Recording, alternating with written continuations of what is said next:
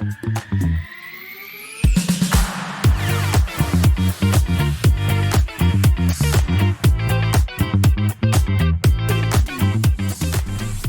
here I am in Sydney with Maurilio Saddoud, yeah. Saddoud from Align AI Solutions, and Maurilio's from the US in Australia for the last couple of days with WERC for the workshop, and has done a great session on AI and global mobility.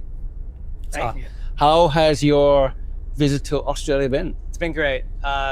Getting to meet these people, the people behind moving people, it's been incredible. A lot of fun. Okay, awesome. I've really enjoyed your sessions, very enlightening, and some parts a little bit challenging for a dinosaur like me who can barely use his phone. So talking about technology and AI and all the rest. So okay, so I guess we'll start off with a question in terms of if you could reimagine the global mobility function, and taking into consideration, you are not a mobility expert, but where would you begin? Where would you inject AI?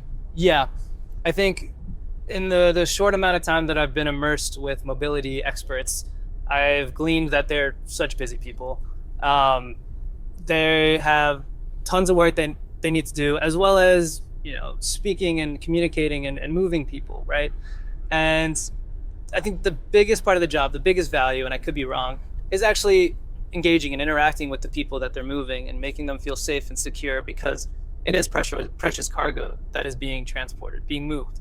And so to that end, I think first thing that I would begin doing is freeing up the time of these mobility experts so that their precious time is not spent pushing paper, doing busy work, the numb work that needs to get done, but it doesn't necessarily need to be these experts. Yeah. And what that enables these people to do is it frees up their time and lets them lean into higher value work, speaking with their clients and the people that they're moving, making sure they feel safe and secure and heard. Yep. and felt, as a person, because I think what mobility experts are able to do really well is connect with these people on a human level, yep, which is refreshing in this corporate world.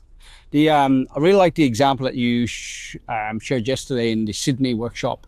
That cost analysis in terms of putting somebody into a position, being able to do that, calculations in the background, doing the scenarios. It's quite amazing how all that works.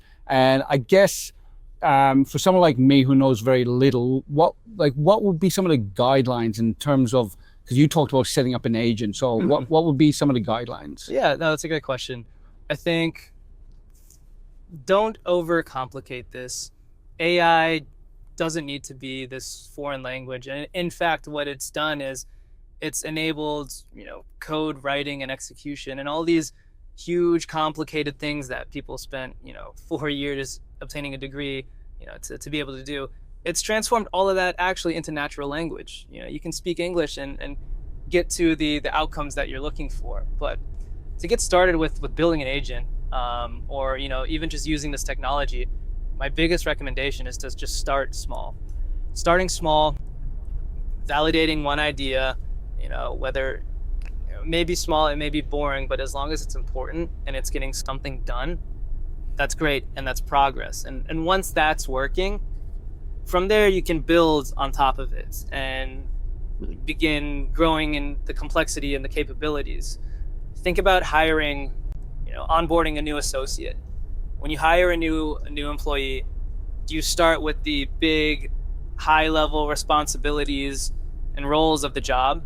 Or do you start with something small and narrow to build and expand from there? Think of AI in the same way. They're just digital teammates. And you've already built agents before. They've just been human. Now we're digitizing them, right. Teaching them how to work, giving them the same data access and tools that we already use, and teaching them the repeatable processes that we already use to deliver the work that we do.